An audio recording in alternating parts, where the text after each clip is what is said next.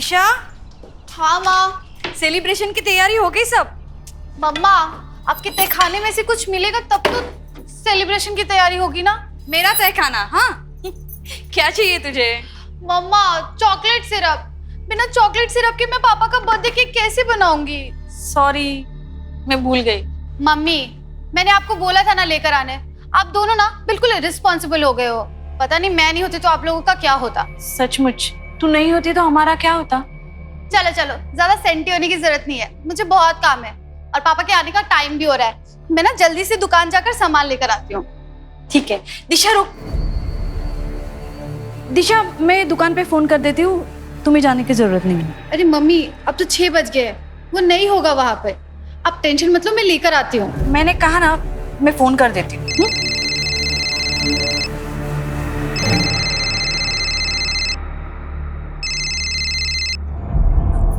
हाँ सुनंदा जी, मैंने आपको कितनी बार कहा है ये काम की बातें आप राजेश से किया कीजिए, मुझसे मत कीजिए। और मेरे आके गिड़गिड़ाने से क्या होगा? नहीं, अभी राजेश घर पे नहीं है। हाँ, आप बाद में फोन कीजिए। देखो दिशा, दिशा,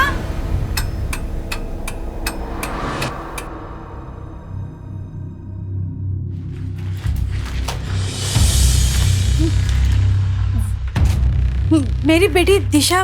दिशा कौन? मेरी बेटी वो। अच्छा, वो दिशा जो सफेद टी शर्ट और नीली पैंट्स में थी ना? हाँ वही। वो यहाँ पे आई हुई थी क्या? हाँ वो आई थी, वो चॉकलेट सिरप चाहिए था उसको, लेके चली गई। चली गई?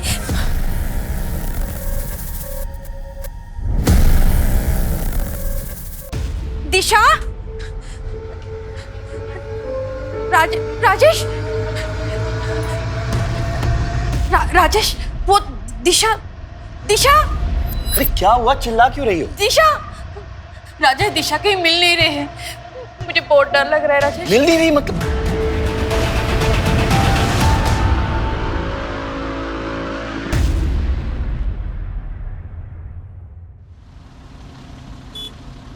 The number you have dialed is currently unavailable. Please try again later. Gupta sir, phone को लोकेशन ट्रेसिंग पे लगाओ। आप दोनों श्योर हैं कि दिशा किसी फ्रेंड के यहाँ या रिलेटिव के पास नहीं गई?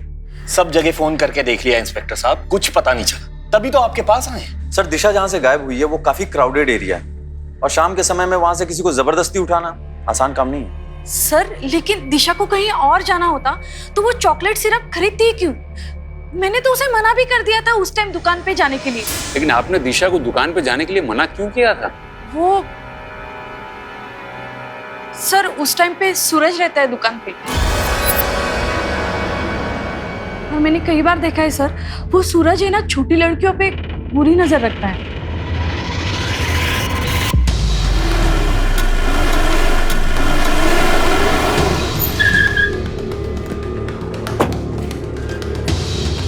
सूरज? नहीं मैडम, वो तो मेरे यहाँ काम करता है। आज सुबह में उसका फोन आया था कि उसे कुछ काम है, इसीलिए 1-2 दिन दुकान पे नहीं आएगा।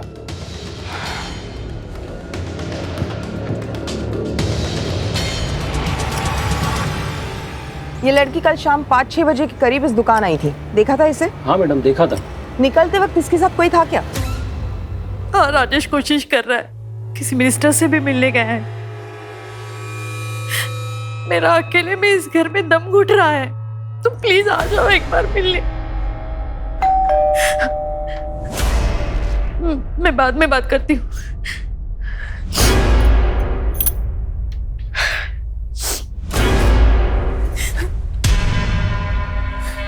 सुनंदा जी, आप?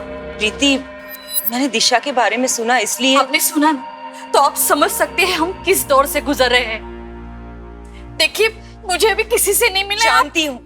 जानती हूँ बुरा वक्त है, इसलिए तो दर्द बांटने आई हूँ।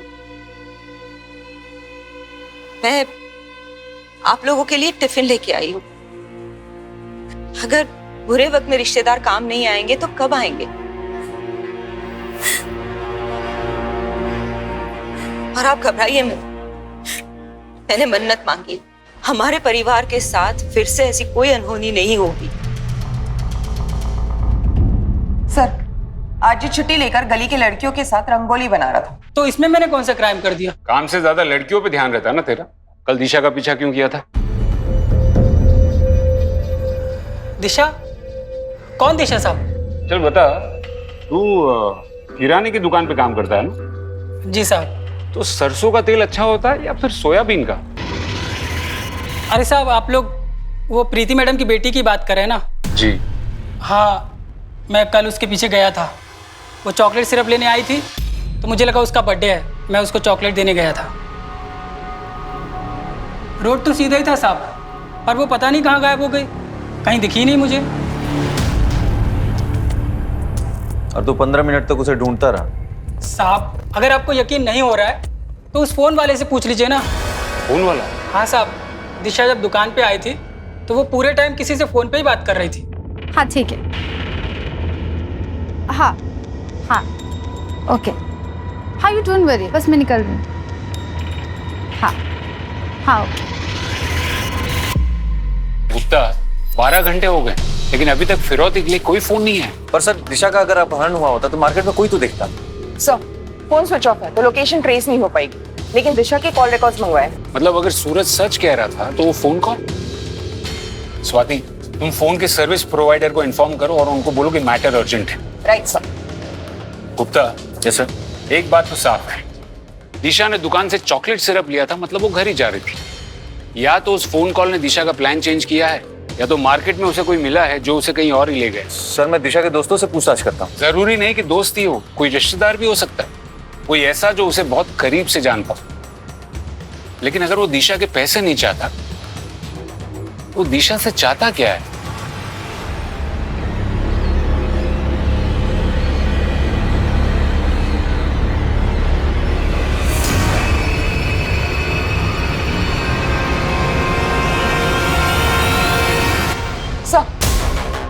सर, दिशा की कॉल रिकॉर्ड्स आ गए। इस नंबर पर आखिरी बार बात की थी उसने, किसी अंकिता गुप्ता के नाम पर है।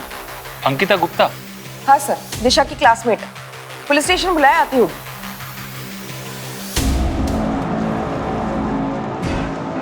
अंकिता गुप्ता, तुम दिशा की क्लासमेट हो? जी सर। तुमने कल दिशा को मिलने बुलाया था? नहीं सर, मैंने बस उसको कॉल किया था अपना सामान ले जाने के लिए। सामान? हाँ सर, उसने मुझे एक बॉक्स दिया था स्कूल के अंदर, कहा कि ये तुम रख लो, मैं घर नहीं ले जा सकती। वो बॉक्स है तुम्हारे पास?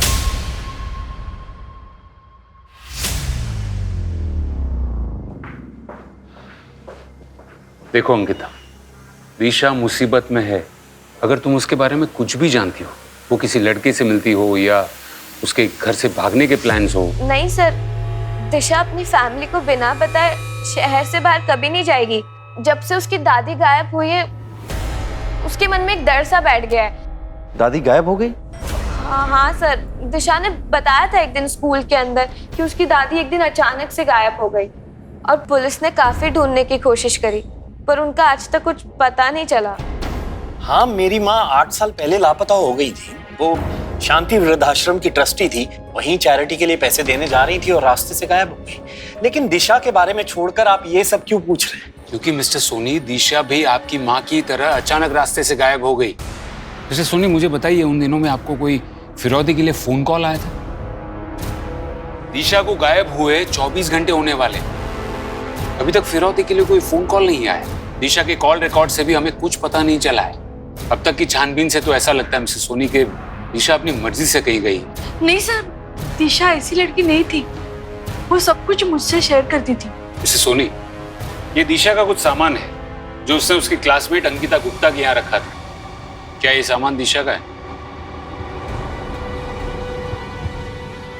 सर, इस ब्रांड का परफ्यूम दिशा यूज ही नहीं करती थी। और ये दवाई तो दिल की बीमारी की दवाई है, ये दिशा के पास कैसे आई?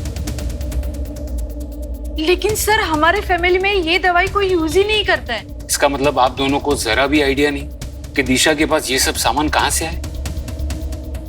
मिसेस सोनी, आप भली ऐसा मानती हो कि दिशा आपसे कुछ भी नहीं छुपाती थी, लेकिन दिशा की जिंदगी में डेफिनेटली ऐसा कुछ चल रहा था जिसके बारे में ना तो उसके दोस्तों को पता था और ना ही आप दोनों को। दिशा को तो ढूंढ नहीं पा रहे, माँ के पीछे पड़े हुए हैं, पता नहीं क्यों। अब आप कहाँ जा रहे हो? अब हर चीज क्या तुमसे पूछ के करनी पड़ेगी? ऑफिस में क्लाइंट्स बैठे हुए हैं, उनके पास जा रहा हूं। तुम टैक्सी लेकर घर आ जाना।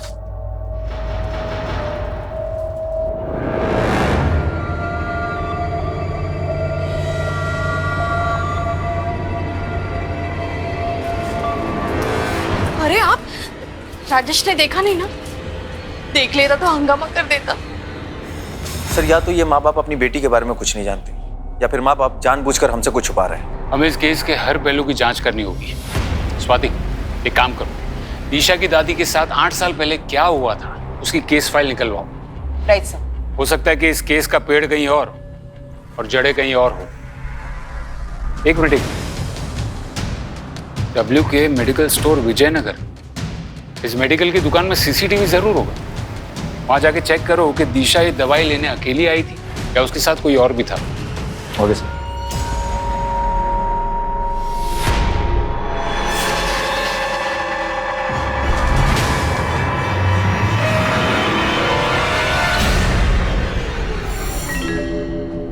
हाँ सर, यही लड़की थी।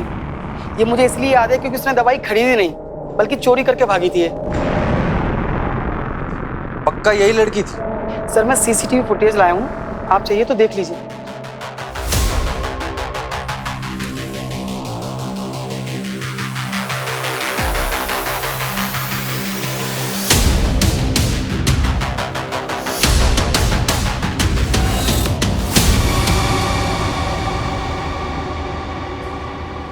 ठीक है, आप जा सकते हैं। जी सर।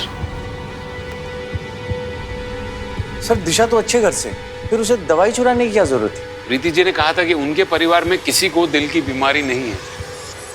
हो सकता है कि दिशा ने किसी के कहने पर दवाई चुराई हो। लेकिन सर अगर दिशा किसी और के लिए दवाई चुराती तो अंकिता के पास क्यों रखती? सिर्फ वो दवाई नहीं, उस बॉक्स में जो जो मिला है हो सकता है दिशा ने वो सब चुराया। मानो जैसे दिशा एक दोहरी जिंदगी जी रही थी, एक जिंदगी अपने माँ बाप और दोस्तों के लिए और दूसरी ये वाली। दिशा को अगर ढूंढना हो तो उसकी लाइफ में एग्जैक्टली क्या चल रहा था उसका पता लगाना हो। पुलिस समझ चुकी थी कि दिशा ऐसी ही किसी महत्वाकांक्षा को लेकर अपने ही घर में 2 जिंदगियां जी रही है, एक आइडियल बेटी बनने की और दूसरी वो जो उसने सबसे छुपा रखी थी। और दिशा के गायब होने के पीछे के रहस्य को उजागर करने के लिए पुलिस को दिशा के हर राज के बारे में पता लगाना जरूरी हो गया था। क्या दिशा के इस राज के बारे में कोई नहीं जानता था, या फिर कोई था जो जानकर भी अनजान बना हुआ था?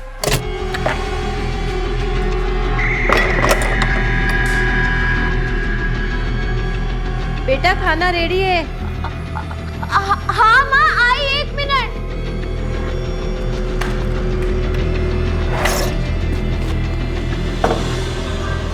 ओके सर, साइबर टीम से कॉल आया था। कुछ देर पहले दिशा का फोन स्विच ऑन हुआ है। लोकेशन?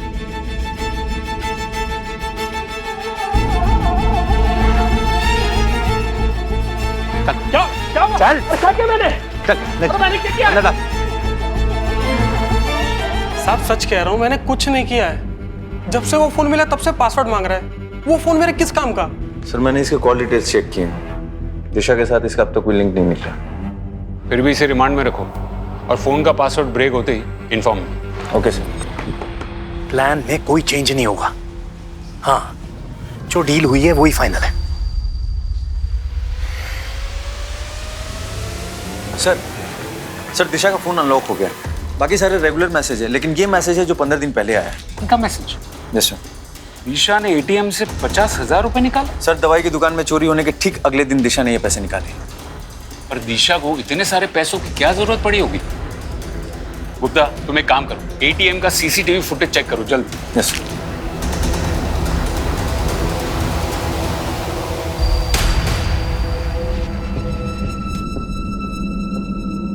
देखो राजेश नहीं है तो क्या हुआ, मैं तो हूं।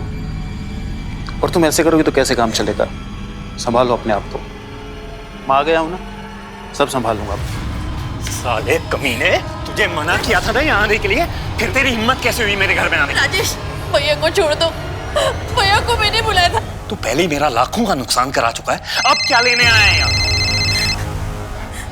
हेलो इंस्पेक्टर साहब। 50,000?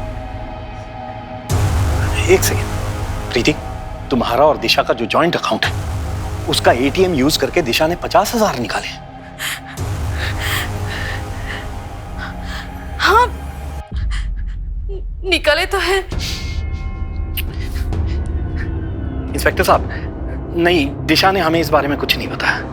दिशा के पास सब कुछ तो था, जरूर उसे किसी ने बहला फुसला के पैसे निकलवाए।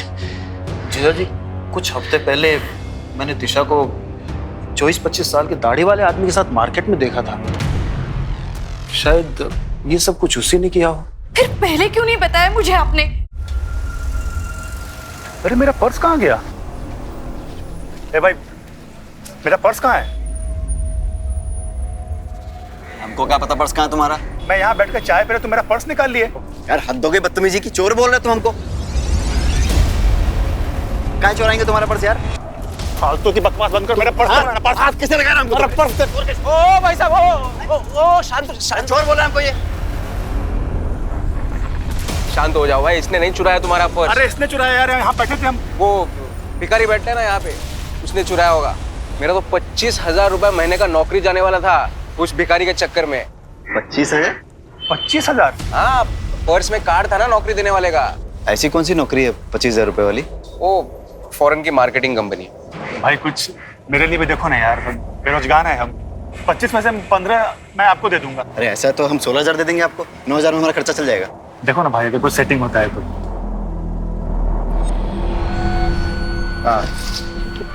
ओए मैडम आ गई। Good morning madam. Good morning madam. Good morning. Good morning. बैठ जाओ कार में। कार में? इंटरव्यू? हाँ कार में, ज्यादा टाइम नहीं है मेरे पास।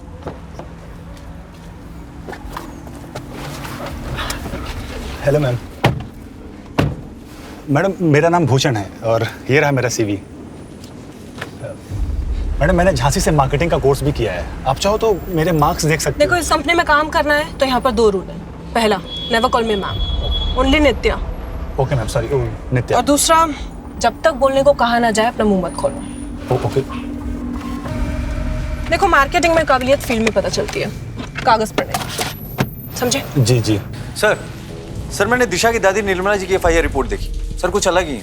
आखिरी बार इन्हें किसी जगमोहन उर्फ जग्गा के साथ देखा गया और इस जगह के खिलाफ छोटे मोटे फिरौती के केसेस हैं। फिरौती के केस?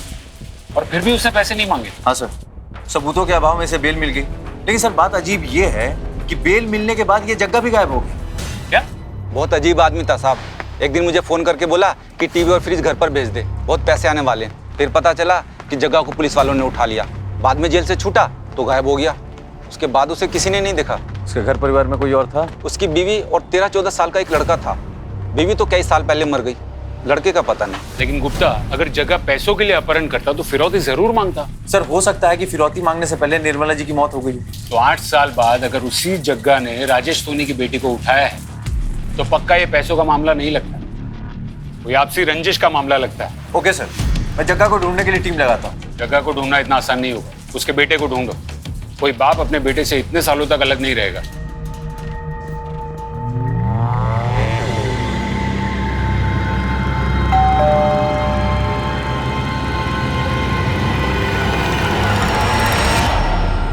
मैडम, दुकान पे कोई नहीं था तो मैंने सोचा मैं ही पार्सल लेके आ जाता हूँ।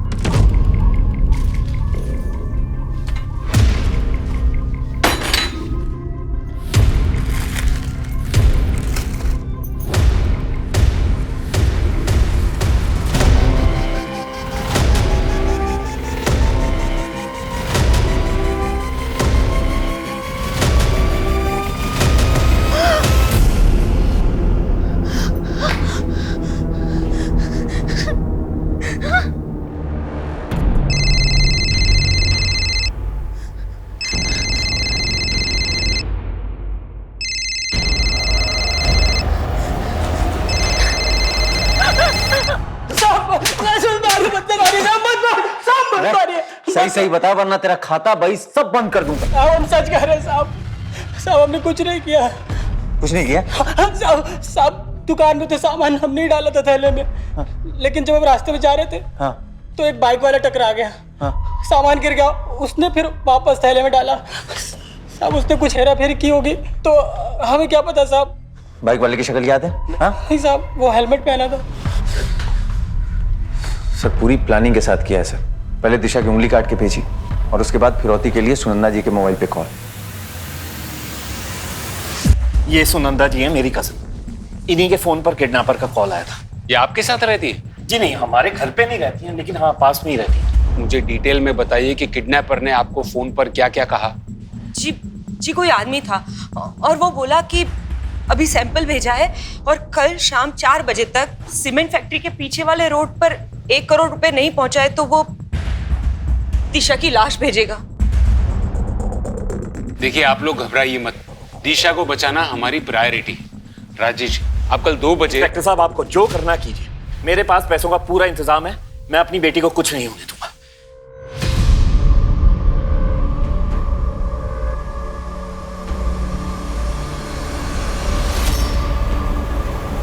सर आखिर ये केस फिरौती का ही निकला सर, लेकिन किडनैपर बहुत होशियार है, हर चीज प्लान कर रहा है, तभी तो उसने फिरौती के लिए इतनी देर बाद फोन किया। गुप्ता, कल कितनी भी प्लानिंग तुम सबको इन्फॉर्म कर दो कि हमें कल किसी भी हाल में दिशा को बचाना है। लेकिन सर आपको अजीब नहीं लगता कि इतने सारे पैसे राजेश के पास, वो भी कैश में? हाँ, नोट तो मैंने भी किया, लेकिन फिलहाल मुझे एक ही बात का डर है कि वो माँ बाप कहीं इमोशंस में आकर कोई गड़बड़ ना करते हैं। हाँ, मुझे पता है मुझे क्या करना। पैसों की चिंता तुमसे ज्यादा मुझे है, समझे? अब आगे से मुझे यहाँ फोन मत करना, ठीक है?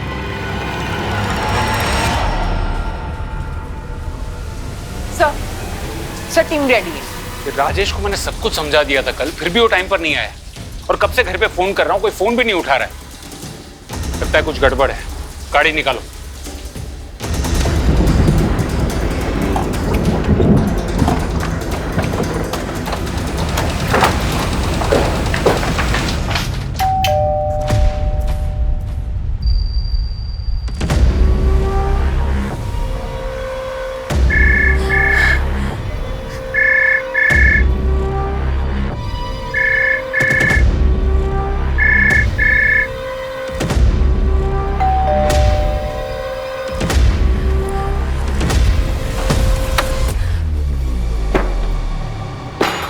कर रही है मिसेस सोनी, आप घर पर है और आप पुलिस का फोन नहीं उठा रही हैं।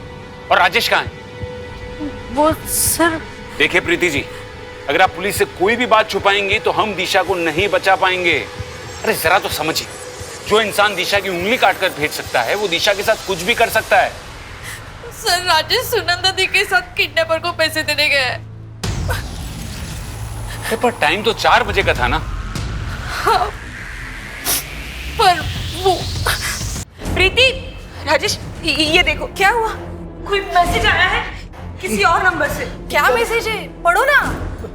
लिखा है पुलिस के पास गए थे, अगर दिशा जिंदा चाहिए तो पुलिस को बिना बताए राजपुर के जंगल के अंदर वाले कुएं के पास आज दोपहर 2 बजे तक आ जाओ।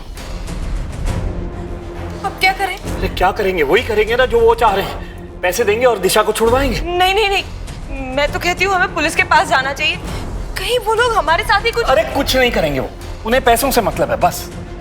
आप तैयार रहिए, बाकी मैं संभाल लूंगा। कोई नहीं संभाल पाएगा। मिसेस सोनी, किडनैपर्स ने पहले सुनंदा जी को फोन किया, हमने फोन टैप किया तो उसने एसएमएस की। कोई तो है जो किडनैपर को खबर दे रहा है, लेकिन आप घबराइएगा नहीं। सर मुझे सुनंदा जी के लिए फिक्र नहीं हो रही है, उनकी वजह से फिक्र हो रही है।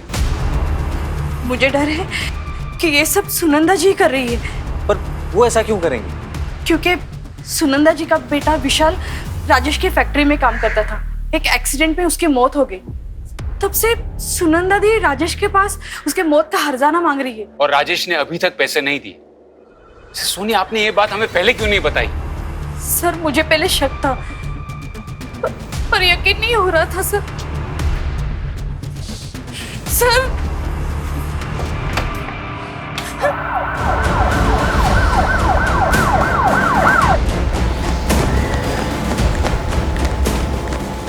अरे आप लोग यहाँ क्या कर रहे हैं? प्लीज जाइए यहाँ से। सुनंदा किडनैपर्स को पैसे देने गई है, दिशा को लेके आती होगी, कुछ गड़बड़ मत करना। गड़बड़ तो आपने की है मिसेस सोनी, गलत इंसान पर भरोसा करके। किस तरह गई है सुनंदा? यहाँ गई है, लेकिन आप बात सुनिए इंस्पेक्टर साहब। क्या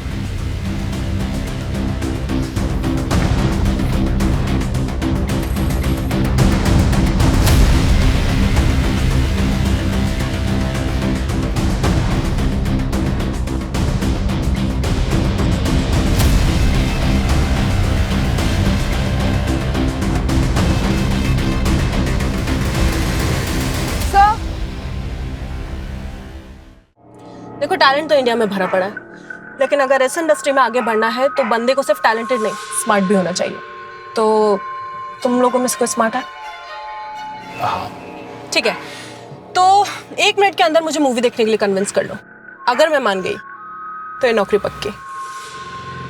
मुझे क्या लगता है नित्या कि आपको ना हमारे लिए नहीं बल्कि अरमान कपूर के लिए इस फिल्म को देखना चाहिए, क्योंकि उसकी आखिरी फिल्म आने से पहले ही बेचारा चल बसा, तो उसको एक ट्रिब्यूट देना बनता है। हा? आपको क्या लगता है? और अगर मैं बोर हो गई तो हम है ना, हम आपको एंटरटेन कर देंगे। हम बहुत अच्छा एंटरटेनमेंट करते हैं। ठीक है, मूवी तो नहीं, लेकिन एक ड्रिंक के लिए जरूर कन्विंस कर लिया।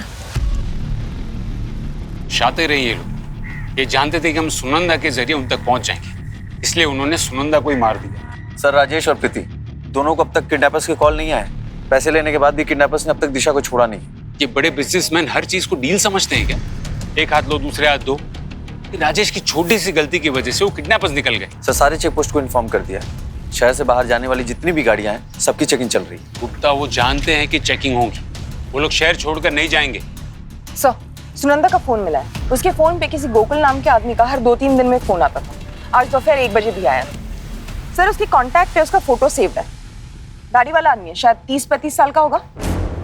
साहब, थोड़ी देर पहले मैंने देखा था उसको। ये रहा गोकुल का घर। भागने की कोशिश कर रहा था।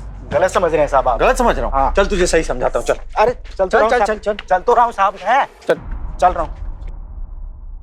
तेरी पूरी कुंडली निकाली हमने। सच सच बता, दिशा कहाँ है? साहब, मुझे नहीं मालूम आप किस दिशा के बारे में बात कर रहे हो। तो तुझे तो ये भी नहीं पता होगा कि तेरा ये पैर कैसे टूटा। मैं याद दिलाता हूँ, विशाल सुनंदा का बेटा, उसी के साथ तू काम करता था ना राजेश की फैक्ट्री में, और जिस हादसे में विशाल की मौत हुई उसी हादसे में तेरा ये पैर टूटा। तेरे पड़ोसी को तेरी सारी खबर है, और राजेश ने मुआवजा नहीं दिया, इसलिए तूने और सुनंदा ने मिलकर दिशा को अगवा कर लिया। साहब, जब उसने अपनी कजिन बहन के लिए कुछ नहीं किया तो मुझे क्या देगा वो? उस हादसे के बाद अपनी फैक्ट्री को बचाने के लिए राजेश ने सारा इल्जाम अपने साले अविनाश गुप्ता पर लगा दिया और उसे नौकरी से भी निकाल दिया। क्या अविनाश राजेश के साथ काम करता था? और क्या साहब। सर, दिशा ने जिस एटीएम से पैसे निकाले थे उसका सीसीटीवी फुटेज आ गया। आप सही थे, दिशा एटीएम अकेले नहीं गई थी। वो सीसीटीवी फुटेज लेकर आओ और जरा पता करो ये अविनाश आजकल करता क्या है। Right sir.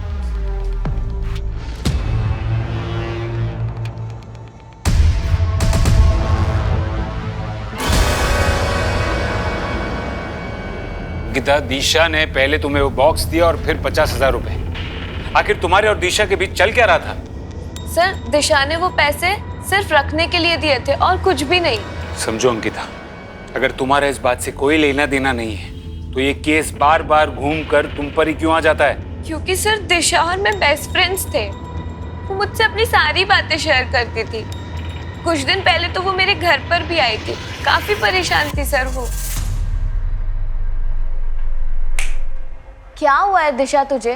पहले तो तू इतना बात करा करती थी, अब तू बात ही नहीं करती है। देख, मैं तुझे सब बताऊंगी, बस तू मेरा एक काम कर दे। मैं तुझे 50,000 दूंगी, मेरे लिए एक टैब बुक कर देगी? लगता है दिशा को कोई ब्लैकमेल कर रहा था। वो टैब, अंकिता, तुमने कितने दिन पहले ऑर्डर किया था वो टैब? सर, 2 हफ्ते पहले। गुप्ता, तुम वो ऑनलाइन साइट से कांटेक्ट करो। बॉस की गाड़ी पे ही पत्थर मार दिया। क्या बात है, बहुत खूब।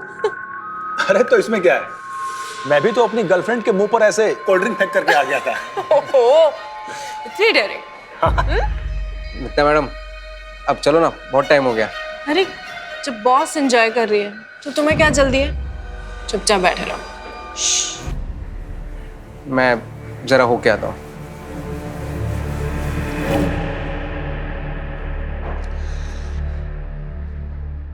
मेरे सामने एक बार डेयरिंग करके दिखाओ तो मानो।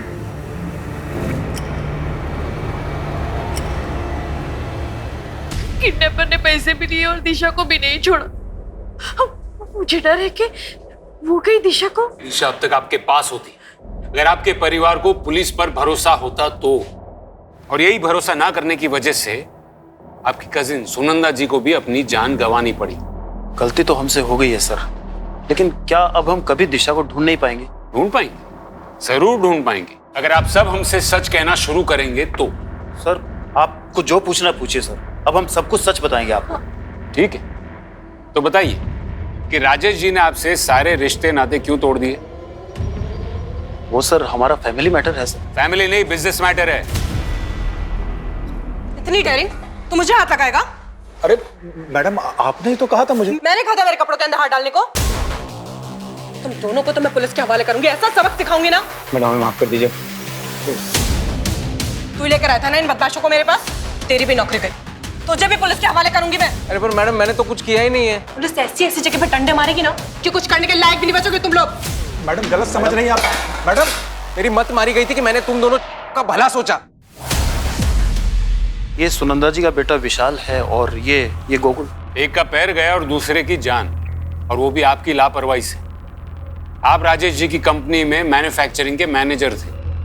आपकी वजह से कंपनी को नुकसान हुआ और इसीलिए राजेश जी ने आपको उनके दिल से और काम दोनों जगह से निकाल दिया। नहीं सर, भैया की कोई गलती नहीं थी, वो सिर्फ एक हादसा था। हादसा हो सकता है मिसेस सोनी, लेकिन उसके बाद जो अविनाश जी ने किया वो उनकी प्लानिंग थी। अविनाश जी के पास काम नहीं था, जमा पैसे खत्म होने लगे थे, फिर भी अविनाश जी ने एक महंगा वाला टैबलेट खरीदा। वही टैबलेट जिसके लिए दिशा ने एटीएम से पैसे निकलवाए और अपनी क्लासमेट अंकिता गुप्ता के पास ऑर्डर करवाए। ऐसा क्या जानते थे दिशा के बारे में जो उसे ब्लैकमेल कर रहे थे? साले कमीने, क्या किया तूने दिशा के साथ? संभालिए अपने आप। बता, छोड़िए। और उसके बाद आपने एक 20-25 साल के दाढ़ी वाले आदमी की कहानी शुरू की ताकि हम आप तक ना पहुंच पाए, है ना? मैंने झूठ बोला सर, लेकिन सर ये मैंने मेरे बेटे अंकुश को बचाने के लिए बोला। सर वो अनजाने में ही वो दिशा को ब्लैकमेल कर रहा था सर, बस इसीलिए मैंने ये। दिशा ने कुछ सामान देने के लिए अंकुश को मार्केट में बुलाया, तभी अंकुश ने देखा।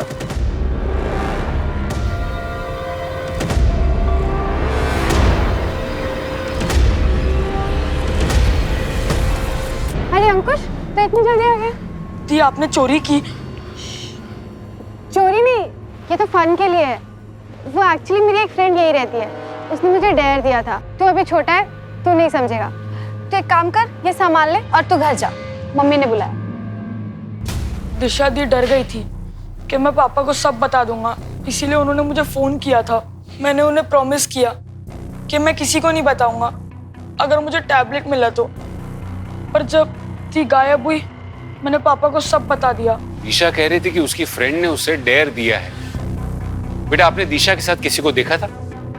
हाँ, और मुझे ये भी याद है कि दी मुझे सामान देने के बाद किस घर में गई थी।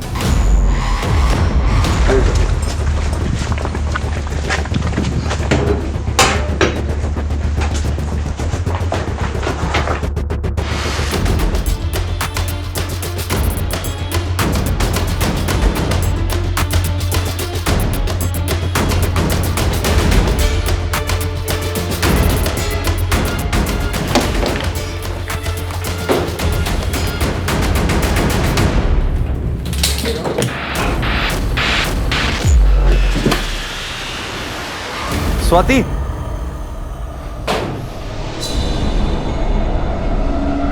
हाँ गुप्ता बोलो।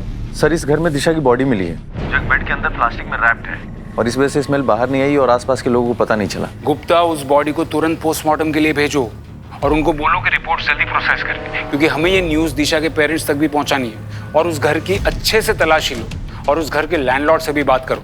1-2 महीने से ही थी यहाँ पर साहब। अब लड़की थी तो मैंने ज़्यादा कुछ पूछताछ नहीं करी। हाँ, इतना पता है कि किसी वृद्धाश्रम में मैनेजर थी साहब वो, और उसकी कार यहीं पीछे पार्क है साहब।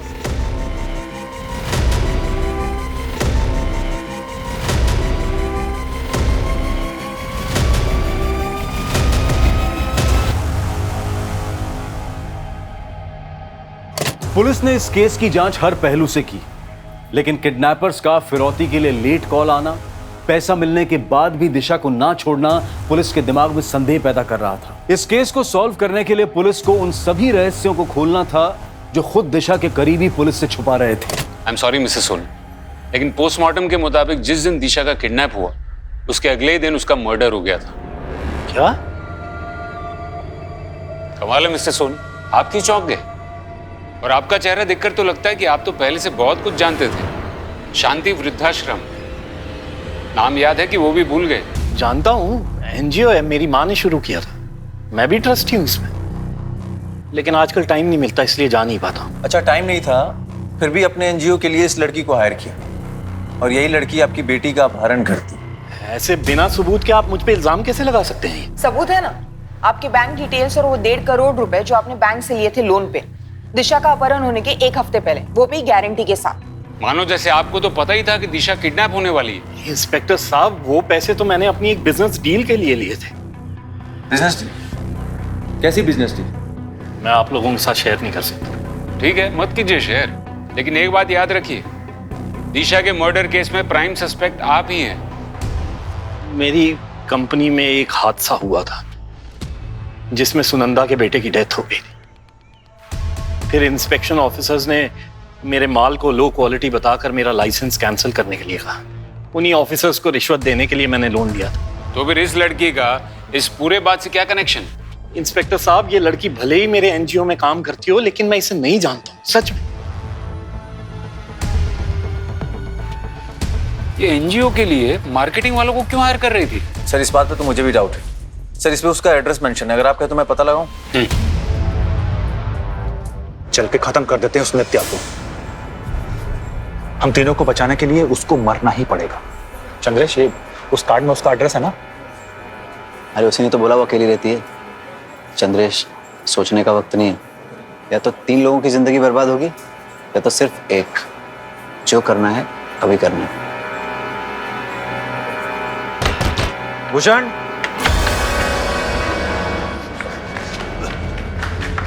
सर भागा क्यों? सर मैंने कुछ नहीं किया सर, मैंने कुछ नहीं किया सर, नित्या की गलती थी।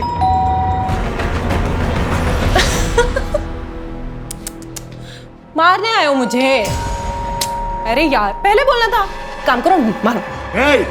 सबके सामने मारो। वो देखो कैमरा, तुम तीनों की सारी हरकतें उसमें रिकॉर्ड हो रही है। अरे क्या हुआ, मारो ना। हाँ देखो, अगर मुझे कुछ भी हुआ ना तो पुलिस को सब दिख जाएगा। अटेम्प्ट टू मर्डर, रेप, इन सब के इल्जाम में फंसाऊंगी तुम तीनों को मैं। और तू मैडम प्लीज हमें माफ कर दो, आप जो कहेंगे हम करने के लिए तैयार हैं। ये पुलिस के लफड़े में मत फंसाइए प्लीज मैडम, प्लीज।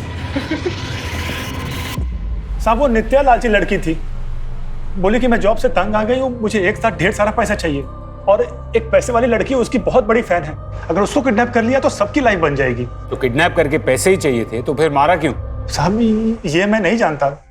अरे मुझे और अमित को तो उसने सामान लाने बाहर भेज दिया था, और जब वापस लौटे तो नित्या बोली कि लड़की गलती से मर गई है, तुम दोनों कहीं जाकर छिप जाओ होटल या लॉज में। फिर कुछ दिनों के बाद वो पैसा लेकर के आई और बोली कि तुम लोग गांव निकल जाओ यहाँ से। तो पैसे कहाँ हैं और वो लोग कहाँ हैं? पैसे तो उसने बोला कि जब ये मामला ठंडा हो जाएगा तो उसके बाद तुम्हें मिल जाएंगे। और अमित तो जयपुर निकल गया और नित्या को चंद्रेश को लेकर पता नहीं कहाँ चली गई, शायद मुंबई, नहीं पुणे चली गई थी।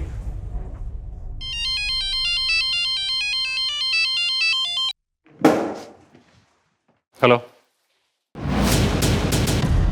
क्या गुप्ता? Yes sir. कोई तो कनेक्शन है नित्या और जग्गा के बेटे बबलू के बीच। सर, इन दोनों के बीच में कनेक्शन है, आपको ऐसा क्यों लगता है? जग्गा का बेटा पुणे में रहता है और नित्या और चंद्रेश भी पुणे की बस में भागे। हो सकता है कि नित्या ने ये सब जग्गा के कहने पे किया हो। Yes sir. बबलू भी पुणे की एक कंस्ट्रक्शन कंपनी स्काई हाई में काम करता है।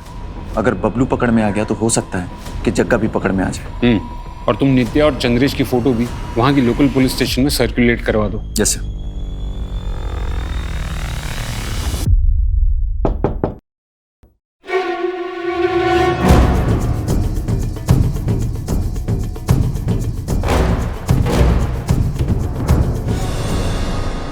दिशा को किडनैप करने से लेकर उसे मारने तक की सारी प्लानिंग तेरी थी ना?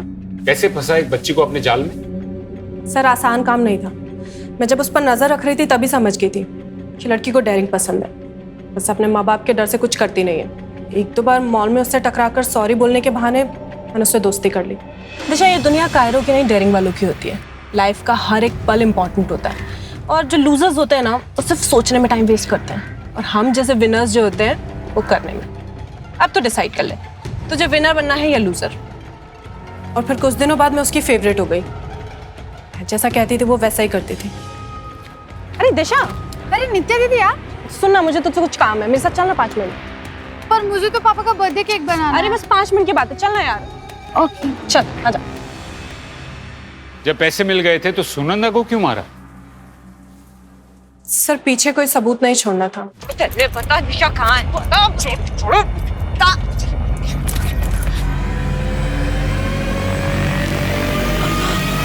तुम दोनों इतने होशियार तो नहीं लगते कि ये सब प्लान कर सको। ये जग्गा का प्लान था ना? कहाँ है जग्गा? कौन जग्गा सर? बनो मत। जग्गा ने 8 साल पहले राजेश की माँ को उठाया था और अब उसकी बेटी को, और तुम दोनों जग्गा के बेटे बबलू के घर से ही पकड़े गए हो। जग्गा मर चुका है साहब।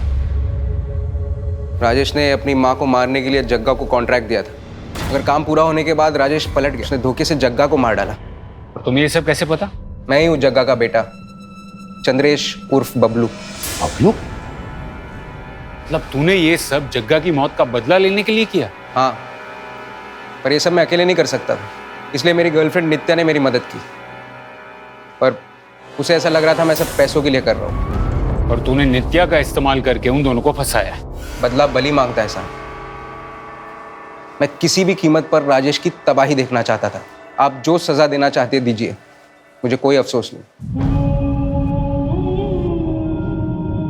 अरे इंस्पेक्टर साहब, वो एक मुजरिम है, उसने कहा और आपने मान लिया। और कितना झूठ बोलोगे? जायदाद के लिए अपनी माँ को मरवा दिया और उसकी सजा मिली मेरी बेटी को।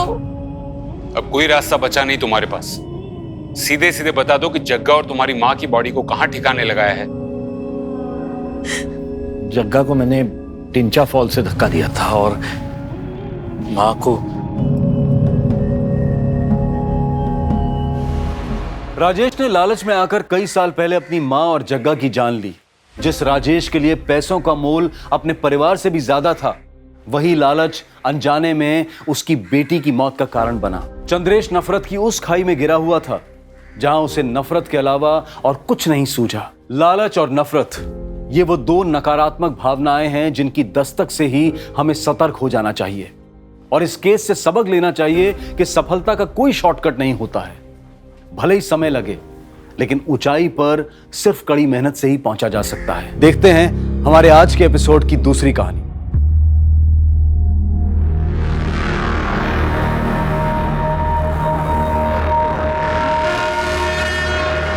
अरे ये कौन है बे?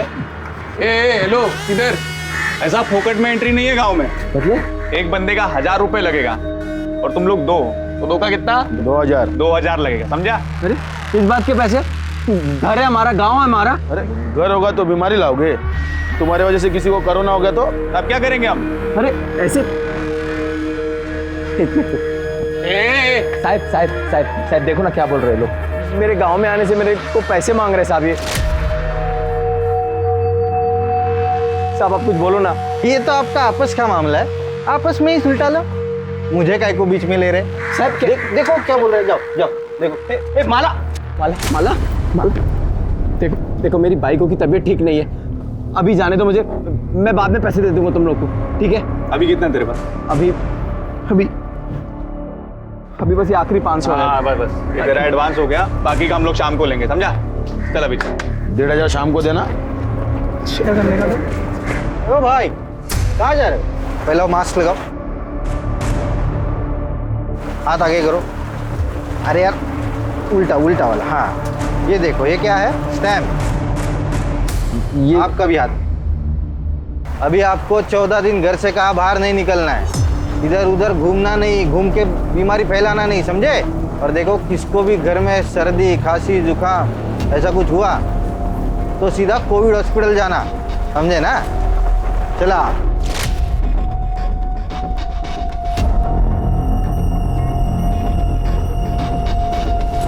अरे ओ भाई क्या कर रहे हो? अरे साहब बस ऐसे ही बात कर रहे थे। पैसा अकेला ही रखोगे?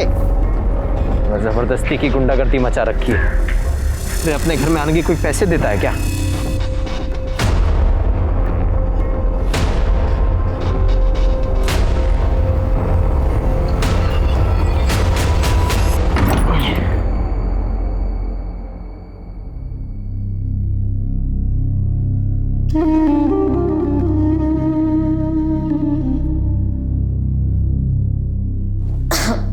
सुनिए, कुछ सोचा है? पड़ोसियों को पता चलेगा तो क्या कहेंगे? अरे तब की तब देखेंगे, अभी तू आराम कर। शाम को उनको पैसे भी देने हैं, कहाँ से लाएंगे? अरे तू क्यों चिंता कर रही है उसके बारे में? मैं हूं ना, मैं सब संभाल लूंगा।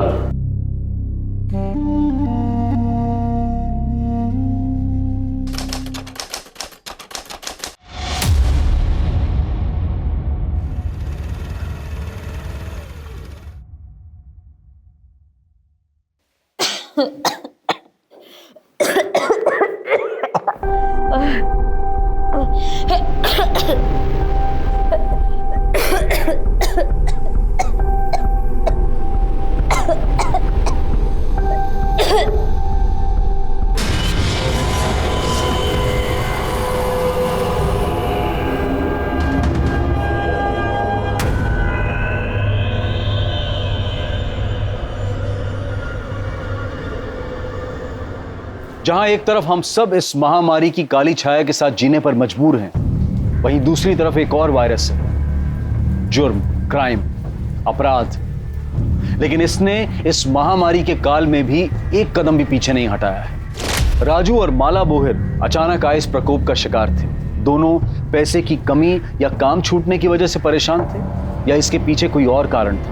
और अगर था तो क्या वही कारण वजह बना था माला बोहिर की हत्या का? जब कोविड-19 के कारण पूरा देश लॉकडाउन में था, तब नासिक महाराष्ट्र से 150 किलोमीटर दूर सोनगढ़ गांव में इस क्राइम को अंजाम दिया गया, जिसका मकसद बेहद अमानवीय था।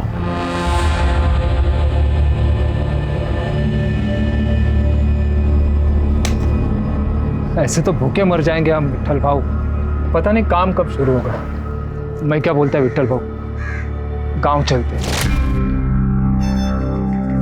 काम शुरू होगा तो वापस आ जाएंगे ना। अरे वहां अपना परिवार है, इधर कौन है देखने वाला? कुछ हो गया ना तो गए हम लोग। जो हुआ सब भगवान की मर्जी थी माला, इसमें हम क्या कर सकते हैं? बस अब ये सोचो कि आगे सब कुछ ठीक हो।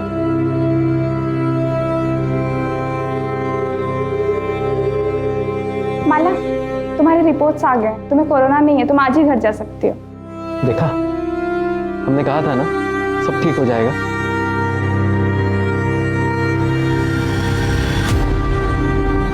आराम से, तू आराम कर, मैं खाने का इंतजाम करता हूँ। और हाँ, जब तक तेरी तबीयत ठीक नहीं हो जाती ना, रसोई में घुसने की कोई जरूरत नहीं है। रोज रोज कौन मुफ्त में देगा खाना? अरे किसी के घर मांगने थोड़ी जा रहा हूँ, अस्पताल जा रहा हूँ, वो लोग दे रहे हैं।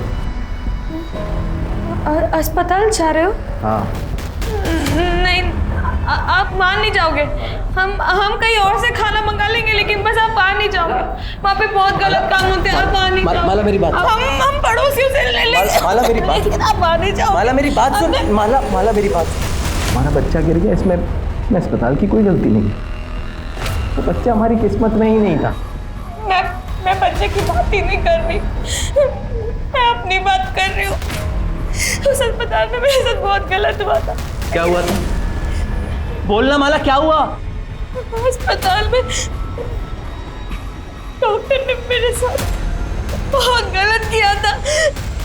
मैंने मना किया उसको, बहुत बोला, लेकिन उसने मेरी एक नहीं सुनी।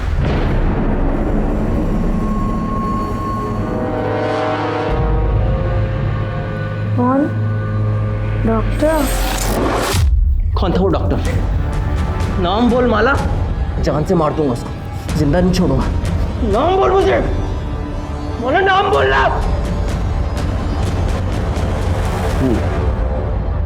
बताओ अभी शुरू से क्या हुआ? सब मैं और मेरी बाई को माला नासिक में एक बिल्डिंग में दिहाड़ी पे मजदूरी करते थे। अभी कुछ दिन पहले कॉन्ट्रैक्टर आया और बोला कि तुम सब लोग अपने अपने घर पे चले जाओ, अभी यहाँ पे कोई काम नहीं होगा, पूरा काम बंद है, समझे भाई? काम बंद मतलब? कोरोना बीमारी फैली है पूरी दुनिया में, इसलिए तो सरकार ने पूरा काम बंद कर दिया है, पूरे देश में लॉकडाउन कर दिया है। पर हमको उससे क्या, इधर थोड़ी कोई बीमार है। अरे नहीं है, लेकिन ये बीमारी आ तो सकती है। इसलिए तो सरकार ने पूरा काम बंद कर दिया है, सबको बोला है अपने अपने घर पे बैठो। काम का कुछ पता नहीं था, पर एडवांस पगार मिला था तो सब ठीक चल रहा था। माला पेट से थी तो उसको भी आराम मिल गया था। फिर दिक्कत शुरू हुई। भेड़िया है इसका, पेट में बच्चा है और चूल्हा क्यों जलाया? स्टोव किधर है? मैं पूरा मार्केट घूम के आई, मेरे को कहीं भी घासलेट नहीं मिला, इसलिए फिर चूल्हा जलाना पड़ा। अभी बहुत हो गया, अभी एडवांस का पैसा भी खत्म होने वाला है। बिना पैसे बिना काम के इधर रहना बहुत मुश्किल है। चल हम कल ही गाँव जाएंगे। अगले दिन सुबह घर के लिए निकले तो बस ट्रेन कुछ नहीं मिला, पर वहाँ जाकर देखा तो हमारे जैसे बहुत से मजदूर जो घर के लिए पैदल निकल गए, तो हम लोग भी अपने गांव के लिए पैदल निकल गए। फिर 2 तारीख को हम सोनगढ़ पहुँचे। इतने लंबे सफ़र के बाद माला की तबीयत बहुत ख़राब हो गई थी। अगले दिन उसे खून भी निकला। फिर मैं फ़ौरन उसे लेके भोसले अस्पताल ले गया। वहाँ डॉक्टर उसको देखी और बोली कि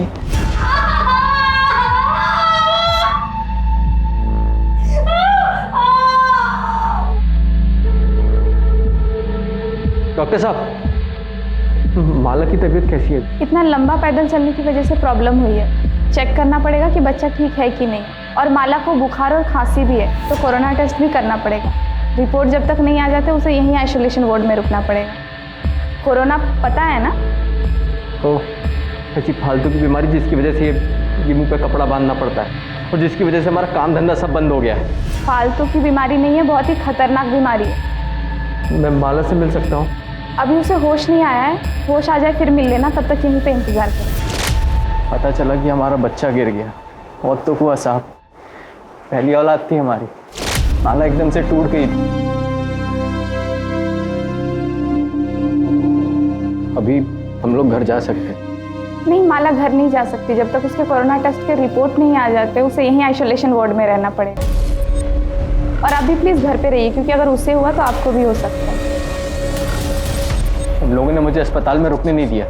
मैं क्या करता, मैं घर आ गया। लेकिन माला वहीं रही 2 दिन, 5 और 6 तारीख को। आज जब उसको घर लेकर आए तब उसने बताया कि वो डॉक्टर ने उसके साथ दोनों दिन जबरदस्ती किया। तुम्हारी बीवी माला को मिलना पड़ेगा। माला, घबराने की जरूरत नहीं है, हम तुम्हारी मदद के लिए यहाँ आए। बताओ हॉस्पिटल में तुम्हारे साथ क्या क्या हुआ? मेरा बच्चा गिरने के बाद मैं 2 दिन हॉस्पिटल में थी, टेस्ट का इंतजार करती थी। उन 2 दिनों में एक डॉक्टर ने मेरे साथ जबरदस्ती की। नाम जानती हो डॉक्टर का? पहचान सकती हो उसको? नहीं। आंख दिया है ना भगवान ने, या आंख बंद करके बैठी थी? अरे बताती क्यों नहीं साहब को कौन हरामी था वो? तू भी मजे ले रही थी है? बोल साहब। लेकिन इस तरह से बात करते हैं। विवेन तुम्हारी, देखो माला, ना तो तुम उसको पहचानती हो ना तो उसका नाम जानती हो, उसको पकड़ेंगे कैसे? साहब, वो जो कोरोना में डॉक्टर पहनते ना ऊपर से लेके नीचे तक, उन्होंने वो पहना हुआ था और मुंह पे मास्क भी लगाया हुआ था। मेरे शरीर में जान नहीं थी, लेकिन फिर भी मैंने उसको रोकने की बहुत कोशिश की, लेकिन वो नहीं माना। माला, माला, तुम और कुछ बताना चाहते हो? साहब तबीयत ठीक नहीं है इसकी, अभी इससे सवाल पूछने की जगह उस डॉक्टर को पकड़ो ना आप। सर, मुझे यकीन नहीं हो रहा। ऐसे वक्त पे जब लोग एक दूसरे को शक की नज़र से देखते हैं कि किसी की वजह से मुझे कोरोना ना हो, एक डॉक्टर अपने मरीज के साथ रेप करेगा, वो भी जिसके कोरोना के टेस्ट के रिजल्ट्स नहीं आए। पर सर, अगर माला कोरोना पॉजिटिव निकली तो? गायकवाड़, तुम डिपार्टमेंट में होते हुए ऐसा सोचते हो? हाँ, अरे ऐसे हजारों केसेस है जिसमें लोगों ने अपनी जान की परवाह नहीं की। अरे ये तो विकृत मनोवृत्ति वाले लोग। हाँ, ये वायरस से डरेंगे? अरे इनका जाने दे। नॉर्मल लोग भी अगर कोरोना वायरस के खतरे को समझते ना, तो हमें अपनी जान जोखिम में डाल के रास्ते पे घूमने की जरूरत नहीं थी। रही बात ये माला की, ये जरूर हमसे कुछ छुपा रही है, ढूंढेंगे। सर, ऐसा हो ही नहीं सकता। आपने सुना है पहले ऐसा कुछ? आप ही सोचिए कि अगर ये बात डॉक्टर्स और मरीज के बीच में फैल गई तो क्या होगा। पहले से ही हमारे पास स्टाफ कम है, अगर ऐसा कुछ हो गया तो कौन सा डॉक्टर, कौन सा स्टाफ ड्यूटी पे आना चाहेगा? अरे डॉक्टर से क्या, मरीज भी हॉस्पिटल में आने से कतराएंगे। डॉक्टर कूल, ये मैं नहीं कह रहा हूँ, आपके हॉस्पिटल के एक मरीज ने कंप्लेंट की है कि उसके साथ यहाँ एक डॉक्टर ने रेप किया, जब वो आइसोलेशन वार्ड में कोविड टेस्ट के रिजल्ट का इंतजार कर रही थी। तो हमें पूछताछ तो करनी होगी। तो आप मुझसे क्या चाहते हैं? सीसीटीवी फुटेज देखना।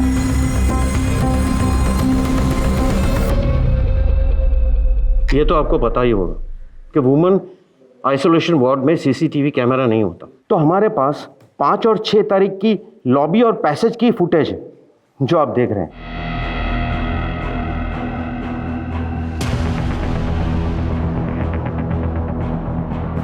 6 तारीख को भी यही घुसा हॉस्पिटल में।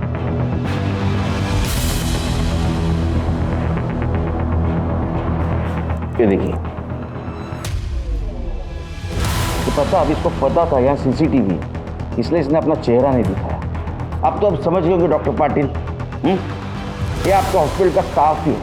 हाँ, शायद डॉक्टर नहीं होगा, इसका मतलब माला जो बोल रही थी वो सच था। आपके हॉस्पिटल में जो भी स्टाफ है सबसे मुझे पूछताछ करनी है, बुलाओ उनको। इंस्पेक्टर साहब, ये हॉस्पिटल है और आप हमारे स्टाफ के साथ मुजरिमों की तरह पेश नहीं आ सकते। हम अपनी जान को खतरे में डालकर लोगों की जान बचाने की कोशिश करते हैं और ना ही औरतों का रेप करने की। देखिए डॉक्टर, हम आपके काम का सम्मान करते हैं। हम भी पुलिस वाले अपनी जान जोखिम में डालकर लोगों को लॉकडाउन का पालन करवाने की कोशिश कर रहे हैं। आप अपना काम कर रहे हैं, हम हमारा काम कर रहे हैं। अगर आप मरीजों को नहीं बचाएंगे तो वो मर जाएंगे, और अगर हम पुलिसिंग नहीं करेंगे तो पता है क्या होगा, हॉस्पिटल मरीजों से भर जाएगा। तो कुल मिलाकर हम और आप अपनी जान जोखिम में डालकर लोगों की जान बचाने की कोशिश कर रहे हैं। समझ में आया आपको? बुलाइए स्टाफ जी।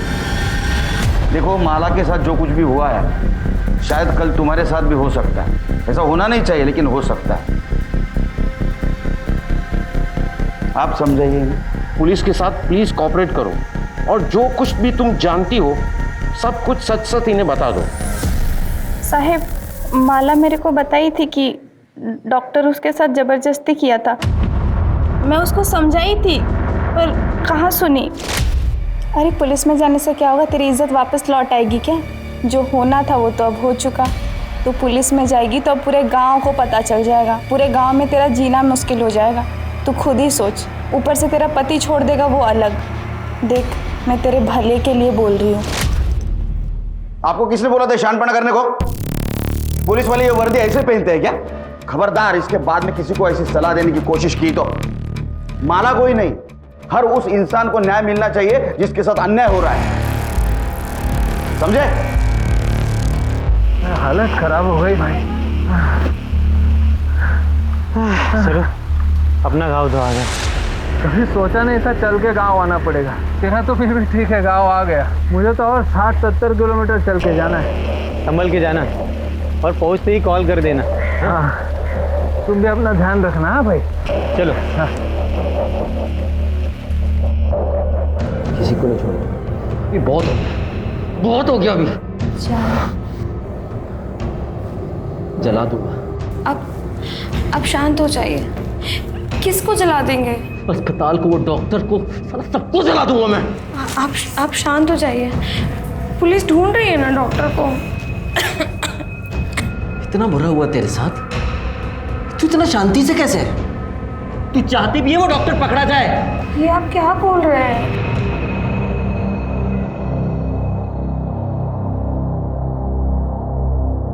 क्या हुआ साहब? वो डॉक्टर को आप लोग पकड़े कि नहीं? देखो राजू, केड़कर साहब अभी आया नहीं है, थोड़े टाइम के बाद आएगा। बाद में नहीं, मेरे को अभी जानने का है क्यों डॉक्टर को पकड़ने में आपको कितना टाइम लगेगा? अभी शोर मत मचाओ, कि तुम्हारा घर नहीं है, पुलिस स्टेशन है। हम लोग कार्रवाई कर रहे हैं। तो तुम्हारी जानकारी के लिए ये बता देता हूँ कि जिसने भी तुम्हारी बीवी के साथ जबरदस्ती की है ना, वो कोई डॉक्टर नहीं है। समझा मैं, अभी सब समझा मैं। वो डॉक्टर है, बड़ा आदमी है, पैसे वाला, तो उसको काहे को पकड़ोगे आप लोग? नहीं, गरीब मानुस। हाँ, गरीब की कौन सुनता है? कौन सुनता है साहब गरीब की? राजू, क्यों चिल्ला रहा है? साहब वो तेरी बात सुन ली, उसको तो कार्रवाई कर रहे हो ना। जब पकड़ा जाएगा तेरे को इन्फॉर्म कर देंगे। फिर से पुलिस स्टेशन में आके राधा नहीं करने का तो पहले तेरे को अंदर कर दूंगा। जा घर पे जा, निकल।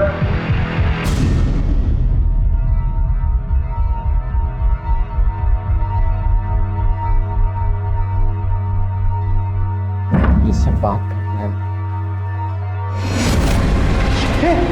माला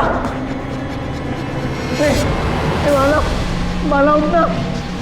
माला माला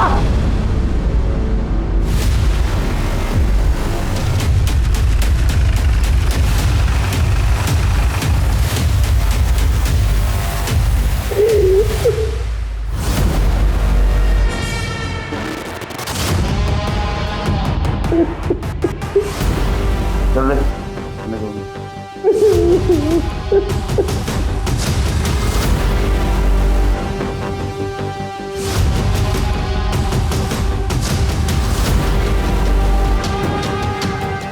तो सेक्सुअल असॉल्ट रेप जैसा तो कुछ समझ में नहीं आ रहा। शायद बच्चा गिरने की वजह से खून काफी बाहर, बाकी रिपोर्ट आने के बाद पता चलेगा। सर गले पे निशान है, गला घोट के मारा गया। घर की हालत, बिखरा हुआ बेडशीट, तो मरने से पहले काफी स्ट्रगल हुआ। प्रताप, मुझे लगता है ये काम राजू ने किया है। अपने सामने कितना गुस्सा कर रहा था देख, पीठ पीछे कितनी तकलीफ देता हो। उसने गुस्से में आके शायद इसका गला दबा के इसको मार। एक काम करो, बॉडी पोस्टमार्टम के लिए भेज दो और इसके फीटस से राजू का डीएनए मैच करवा के। सर क्या साहब आप अभी मेरे को ही फंसा रहे हो कि मैंने माला को मार दिया? शांत हो जाओ, शांत हो जाओ, बैठो। खून को कंट्रोल करते जा जरा, समझा? ये गुस्सा है ना, ये गुस्सा है उसका वजह है। मान लो कि किसी और ने हाथ लगाया, तुम सहन नहीं कर पाए, उसको तो कुछ नहीं कर पाए, इसलिए तुमने माला को मार दिया। लेकिन सर उस टाइम पे तो मैं पुलिस स्टेशन में था, आपके सामने था सर, मैं कैसे मार दूंगा उसको, आप बताइए ना। वो जाना रे तू, पुलिस से गवाही दिलवाएगा? तो पुलिस स्टेशन में था। सच देखा जाए तो माला का मर्डर करके पुलिस स्टेशन आया था। यहाँ से तू वहाँ वापस गया और तूने नाटक किया कि माला को किसी ने मार दिया। वहाँ माला की बॉडी किसी ने देखी नहीं थी। हमने अड़ोस पड़ोस में पूछताछ की तो पता चला तूने गांव वाले लड़कों को जान से मारने की धमकी दी थी। हाँ, दी थी धमकी उनको। मेरे गांव में मेरे घर में घुसने के मेरे से 2000 रुपए मांगे थे साहब। आखिरी के 500 रुपए थे, वो भी ले लिए उन्होंने, और शाम को वो बाकी के 1500 रुपए लेने आ गए थे घर। चल पैसा निकाल। तो बोला था ना बाकी का 1500 शाम को देगा करके। बोला था पर अभी नहीं हो पाया। अभी तू जा, बाद में देता हूँ। देख चला गांव में घुस गया, अभी बहाना मारता है। चुपचाप से पैसा दे, नहीं तो देख क्या करेंगे हम लोग। अरे बोला ना देता हूँ, पैसा भी नहीं है, आके देता हूँ, अभी जा यहाँ से।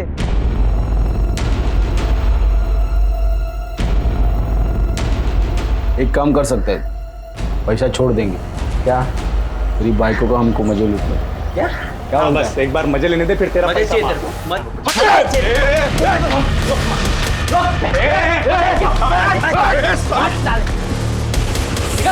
देख लेंगे तुझको, देख लेंगे। उन लड़कों को तो हम देख लें, लेकिन जब तक माला का मर्डर केस सॉल्व नहीं होता तो सोनगढ़ से बाहर नहीं जाएगा।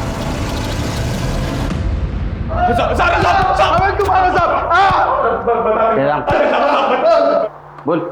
बता दे साहब, हमने उन सब लोग से पैसे लिए थे साहब, मजदूरों से, गांव वालों से, गांव में घुसने के लिए पैसे लिए थे साहब। अरे राजू के घर पे क्या हुआ बोल।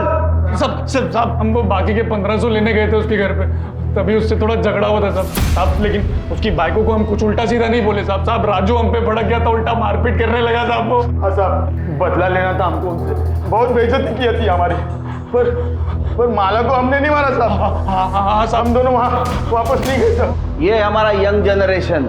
एफआईआर दर्ज करो। सर मैंने गांव में घुसने के लिए किसी से भी कुछ भी पैसा नहीं लिया सर।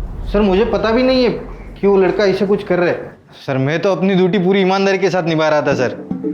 जो भी आता उसका आधार कार्ड पहले चेक करता था और बाद में देखता कि वो सोनगढ़ का है कि नहीं। अगर वो सोनगढ़ का है तो ही उसके हाथ के ऊपर स्टैंप लगाता और बोलता था कि 14 दिन घर में रहो। सर मैंने राजू और माला के केस में भी यही किया सर। जाओ, मास्क। जैन सर। अपने डिपार्टमेंट में ऐसे लोग भरे हैं, हम किसको क्या बोलेंगे? सर साफ पता चल रहा था कि कामड़े झूठ बोल रहे हैं। नक्की पैसे खाता तो अब नहीं खाएगा, क्योंकि उसको मालूम है अपनी नजर है उसके ऊपर। माला के पीएम रिपोर्ट का क्या हुआ? सर अब तक नहीं आई। एक्चुअली वो पूरी टीम कोरोना के केसेस में भी थी, इसलिए वक्त लग रहा है। लेकिन सर जल्दी आ जानी चाहिए। सर डीएनए रिपोर्ट के मुताबिक माला के जो पेट में बच्चा था सर, उसका डीएनए राजू के डीएनए से मैच नहीं होता। देख, तेरे डीएनए से तेरे बच्चे का डीएनए मैच नहीं हुआ, इसका मतलब समझते हो? एक बात बताओ, तुम्हारी बीवी माला का नासिक में किसी के साथ चक्कर था या कोई उसका फायदा उठा रहा था? ये पक्का उस शैलार का काम होएगा। उसी की नजर थी मेरी माला पे। कौन शैलार?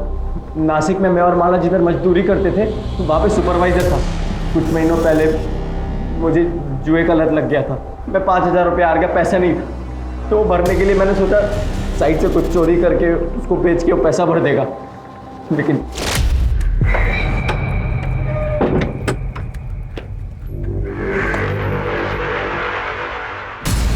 चोरी कर रहा है? चोरी कर रहा है? नहीं, जिस थाली में खाता है उसी में छेद करता है। रुक, मैं अपने भाव सुनो। इसको बताऊंगा मैं। भाव इतना गर्मी काहे को खाते हो? मैं तुमको भी देता हूँ ना इसमें से। साले तेरे जैसा चोर समझाएगा मेरे को? अभी मैं देख, तू काम भूल जा काम तू अभी। मैं तेरे को जेल में भिजवा दूं। भाव करते हैं ना कुछ, भाव करते हैं ना कुछ, इस बात को यहीं पे सुलटाते ना भाव। एक रास्ता है। जो बोलोगे तू है ना? हाँ। तेरे बीवी के साथ में मेरे को सोने दे। मैं तेरे को छोड़ दूंगा, किसी को कुछ नहीं पता चलेगा। तू बीवी के साथ सोएगा? छोड़िए। नहीं को बोलेगा, बीवी के साथ सोएगा, अरे जान से मार दूंगा। अरे मैं हाथ उठा, मैं तेरे को छोड़ूंगा नहीं। शैलार ने तभी पुलिस को ना वो मुड़क अच्छा साहब, शैलार ने तभी ना पुलिस को ना सेठ को मेरी शिकायत की। मुझे लगा ऐसे ही नहीं किया होगा, लेकिन अभी मुझे समझ में आ रहा है साहब। तभी मैं कुछ दिन के लिए नासिक से बाहर गया था, तब उसने माला को अपने साथ सोने के लिए मजबूर किया होगा साहब। तो मुझे एक बात समझ में नहीं आ रही, माला ने मेरे को कुछ बताया क्यों नहीं अभी तक? शेलर का एड्रेस ले लो, उसको थाने बुलाओ। अरे साहब मेरे को क्यों बुलाया इधर? मैंने क्यों बुलाया साहब? मेरे को मैंने कुछ नहीं किया है साहब। गरीब औरतों का बहुत शारीरिक शोषण करता है ना तू? शोषण? क्या बात कर रहे साहब? मैं अभी मेरे सेठ को फोन करता हूँ, उनको बुला लेता हूँ। जगह लगा फोन लगा, तेरे सेठ को फोन लगा। उसको भी समझने दे, उसका साइट सुपरवाइजर गरीब औरतों का कैसा शारीरिक शोषण करता है। और उसमें जो राजू और माला भी थे ना, तूने माला का फायदा उठाया, उसका शारीरिक शोषण किया। तेरे बच्चे की माँ बनने वाली थी, उसके बाद में तूने उसको मार दिया। उसका मर्डर हो गया साहब? उसका मर्डर हो गया? मेरे को तो पता भी नहीं साहब। तू तो अभी ये भी बोलेगा मैंने माला का फायदा नहीं उठाया, उसका शारीरिक शोषण नहीं किया, उसको नहीं मारा? कसम से साहब मैंने नहीं मारा। हाँ, उसका फायदा जरूर उठाया साहब, लेकिन वो सामने से आई साहब। सब जो भी हुआ वो मर्जी से हो उसके साहब। माला ने मेरे को उसके घर पे बुलाया साहब, तो मैं उसके खोली पे गया और देखा तो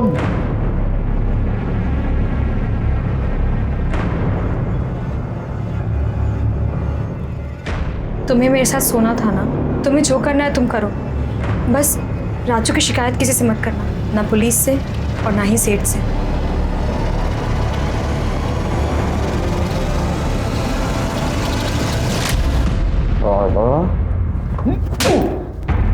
इसको फायदा उठाना बोलते, समझा? साहब आप कुछ भी कह लो साहब, लेकिन मैंने उसका मर्डर नहीं किया साहब। और हाँ, मेरे को ये भी पता है साहब, ये बात ना उसने राजू को भी नहीं बताई थी साहब। तब तक नहीं बताई जब तक वो नासिक छोड़ के उनके गांव चले नहीं जाते। और इसके बदले में मैंने उसकी चोरी की बात किसी को नहीं बताई साहब। राजू और माला के अलावा और कौन कौन गया था गाँव वापस?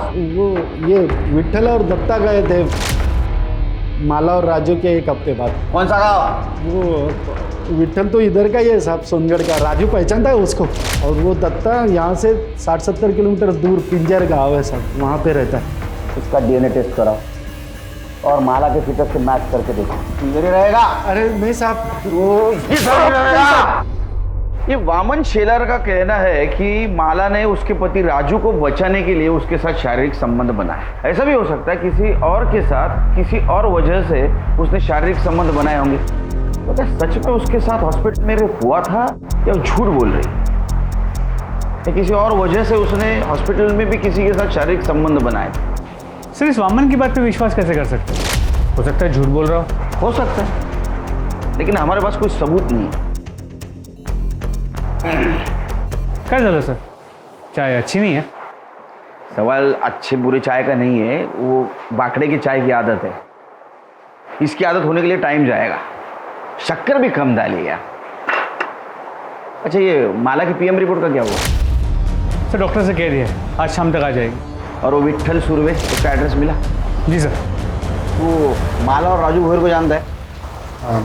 हाँ सर, अब मेरे को पता चला माला के मर्डर के बारे में, लेकिन ये लॉकडाउन की वजह से राजू को मिलने को नहीं जा पाया साहब। लेकिन क्या हुआ साहब, आप लोग इधर तो कितने तारीख को निकला था नासिक से? 6 तारीख को निकला साहब। और कब पहुंचा? 8 तारीख को पहुंच गया। तो बॉर्डर पे किसी हवलदार ने रोका नहीं? हवलदार ने नहीं रोका साहब, लेकिन वो गांव के लड़के लोग ने रोका साहब। गांव में एंट्री करने के लिए 1000 रुपये लिया मेरे से। कौन था तेरे साथ? और मेरा दोस्त साहब दत्ता, उसके साथ आया। क्या करता है दत्ता? तो मेरे साथ नासिक में काम करता है साहब साइड से। वो कहाँ गया? वो उसके गाँव चला साहब, पिंजे गाँव। और 8 तारीख को आने के बाद तू कहाँ गया? तब ये लॉकडाउन चालू है तो बाहर किधर जाएगा, घर पे ही था। पक्का घर पे था?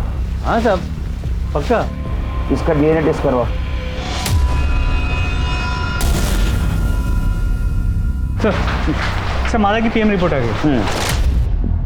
चला नसीब चांगलं। अच्छा कुछ मिला? सर रिपोर्ट के मुताबिक उसकी मौत 9 तारीख की सुबह 10 और 12 बजे के बीच हुई। और सर मौत की वजह खून बहने की वजह से नहीं, दम घुटने की वजह से। और जो ब्लीडिंग हमने देखी वो गला दबाने के प्रेशर से हुई। तो हमारा शक सही निकला, उसका मर्डर है। अब ये पता करना है कि उसका मर्डर किसने और क्यों किया। प्रताप मुझे लगता है राजू ने उसका मर्डर किया होगा, क्योंकि राजू उसको लेके बहुत पॉजिटिव था। उसको गुस्सा आया होगा कि उसके अलावा किसी और ने उसको हाथ लगाया।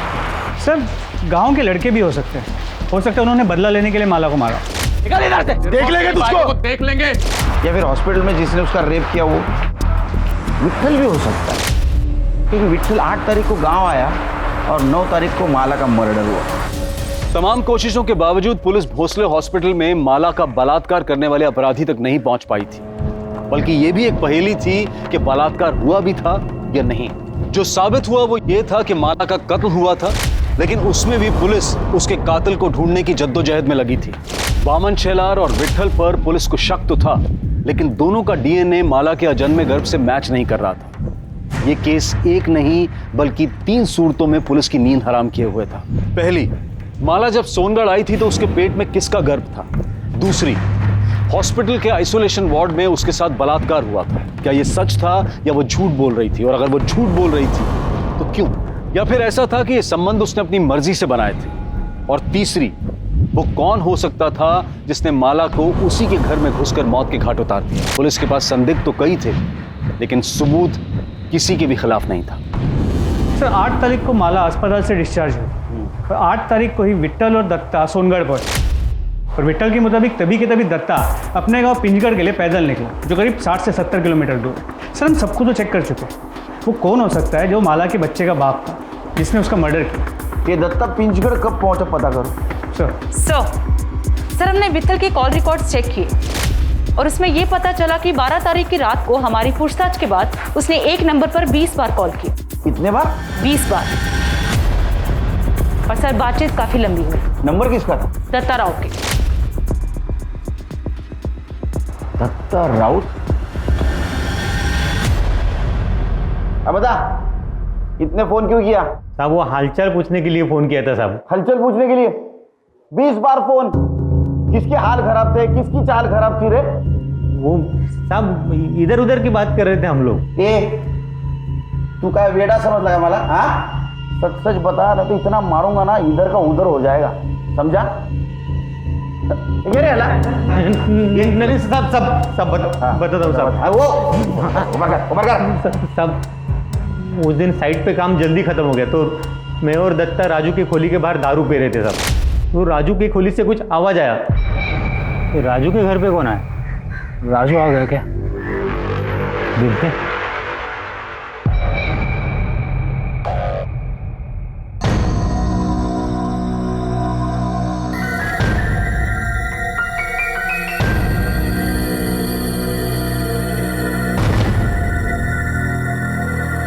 सर, तभी मैंने ये वीडियो बनाया साहब।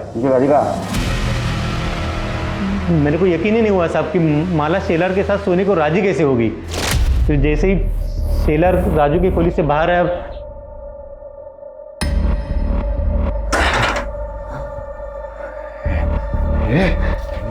कपड़े उतर। भाव पागल हो गए हो क्या? निकलो निकलो यहाँ से, निकलो वरना मैं शोर मचाऊंगी। निकलो भाव। तू क्या शोर मचेगा?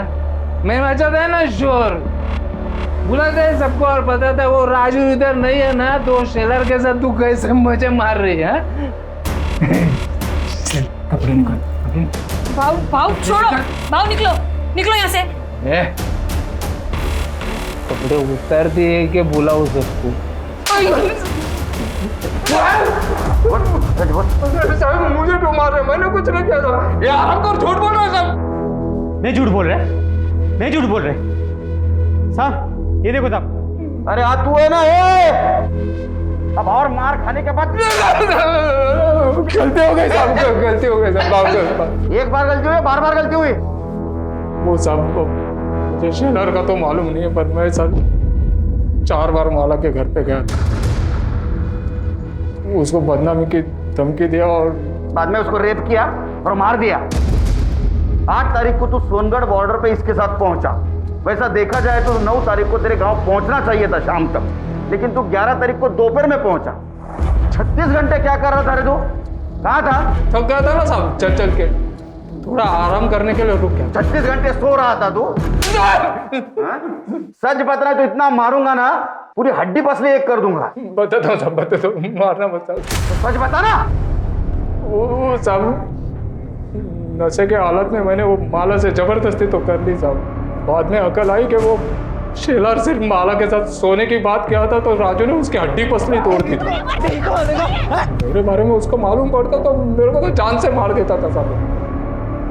मैं बहुत डर गया था साहब, लेकिन फिर पता चला कि माला पेट से राजू लड्डू बांट।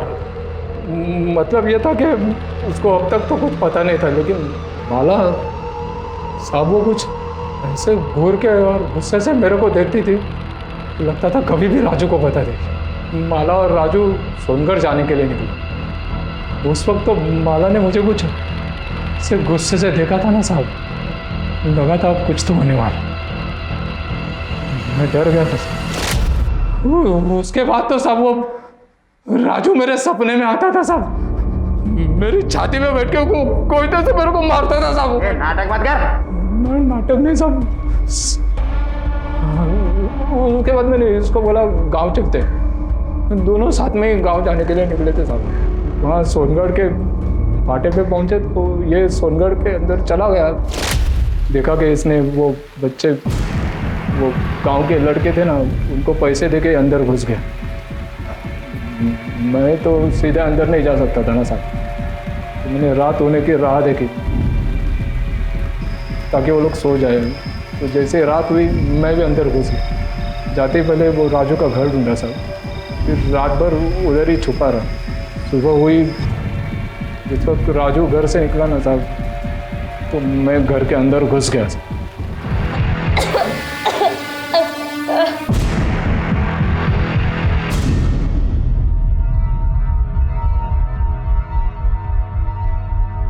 ले गंगा जल समझ के पी ले, क्योंकि तू मरने वाली है अभी।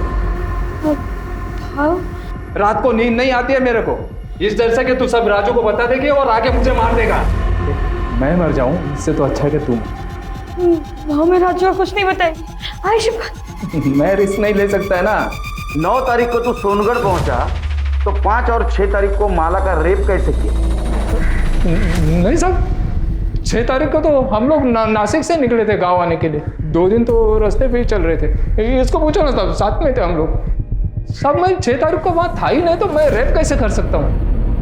माला का रेप और मर्डर दोनों केस फाइल करो, लेकर जाओ इसको।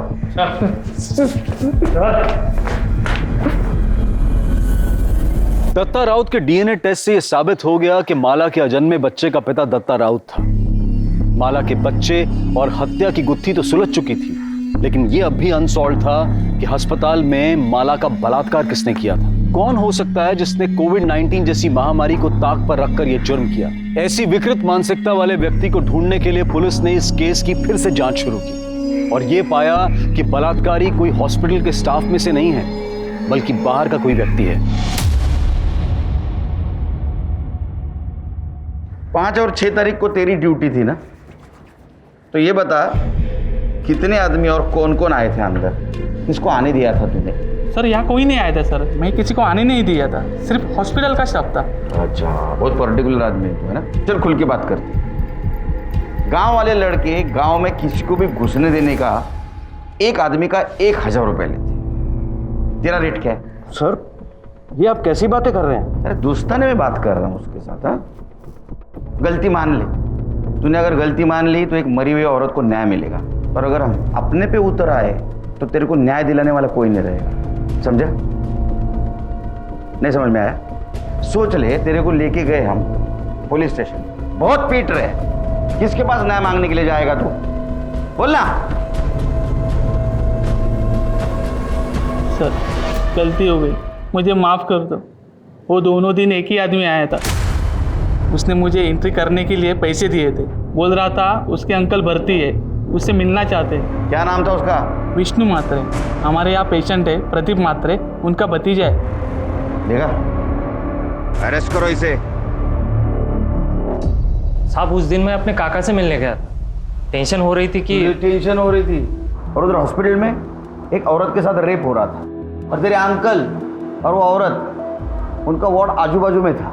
साहब ये क्या मेरे घर पे आके आप ये रेप वेप की बात कर रहे हैं? मेरे घर वालों को पता चल जाएगा तो क्या सोचेंगे वो मेरे बारे में? तेरे अंकल कोरोना पॉजिटिव थे ना, उनके हालचाल पूछ के आया था ना तू, फिर भी तेरा समाधान नहीं हुआ, फिर से उनके हालचाल पूछने चला गया, तब तेरी जान प्यारी नहीं थी? साहब मैं बोल चुका हूँ कि इस सबसे मेरा कोई लेना देना नहीं। आप प्लीज़ मुझे ज़बरदस्ती इसमें फंसाइए मत, और मेरे ही घर में आकर अगर आपको मेरी ही बेइज्जती करके मन भर गया होगा तो आप प्लीज़ जा सकते हैं। हम तो जाएंगे। हाँ चलो, अच्छा एक काम करते ना, तुम्हारा डीएनए टेस्ट करवा लेते। तुमने कुछ किया ही नहीं ना, तो करवा लेते डीएनए टेस्ट। हाँ, अगर तू ना करेगा तो पुलिस वाले शक करेंगे तेरे पर। नहीं मतलब हाँ हाँ हाँ हाँ ले लो। डीएनए के टाइम वो विष्णु की हालत देखी तुमने कैसी हुई थी? मुझे लगता है रेप उसने किया होगा, क्योंकि 5 और 6 तारीख को उसके अलावा हॉस्पिटल में कोई नहीं आया, और हॉस्पिटल के सारे स्टाफ की हिस्ट्री तो हम लोगों ने निकाली है। लेकिन सर हमारे पास उसके खिलाफ कोई सबूत नहीं है। हमने डीएनए सैंपल लिया तो है, लेकिन उससे क्या हो? हेलो हेलो, आएगा कोरोना का वैक्सीन आएगा, टेंशन मत लो। सॉरी सर मैं केस से रिलेटेड ही कुछ ढूंढने की कोशिश कर रही थी। सर आइसोलेशन वार्ड में बेडशीट को डिस्ट्रॉय करने के लिए एक प्रोसीजर फॉलो किया जाता है, ताकि अगर कोई पॉजिटिव पेशेंट मिले उसका इन्फेक्शन दूसरे तक ना फैले। सर अगर भोसले अपने हॉस्पिटल में ये प्रोसीजर फॉलो करता है तो सर विष्णु की गर्दन दबोचने का मौका है हमारे पास। कैसे? सर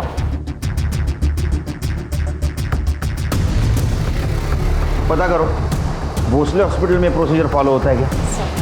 अगर होता है तो विष्णु जरूर पकड़ा जाएगा।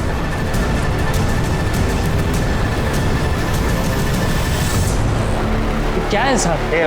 हाँ चल उधर चल। एक बात बता, कोविड-19 के पेशेंट के बेडशीट के साथ क्या किया जाता है? डिस्ट्रॉय किया जाता है उसको। अब हमारा नसीब अच्छा कि माला की बेडशीट हमारे हाथ लग गई। देखनी है फोटो? दिखा, इसके ऊपर साफ साफ माला के बेड का नंबर दिख रहा है। तो ये सब मेरे को क्यों बता रहे साहब आप? वो इसलिए बता रहे कि उसके ऊपर जो ड्राइड सीमेंट्स के ट्रेसेस मिले वो तेरे डीएनए से मैच हुए हैं। अब बताएगा नहीं बताएगा? बैकवर्ड सब नहीं सब बताता हूँ साहब, बताता हूँ। बोल। 5 तारीख को मैं सच में अपने काका से मिलने गया था। उसके लिए मैंने गार्ड को रिश्वत भी दी थी, लेकिन जब वहाँ से वापस आ रहा था तो मैंने देखा अकेली औरत बेड पर पड़ी है, तो मैं अपने आप को रोक नहीं पाया साहब। अगले दिन मैं गार्ड को रिश्वत देकर सिर्फ उसी के लिए वहाँ पे गया था। मैंने ध्यान रखा कि मेरा चेहरा सीसीटीवी कैमरा में ना आए।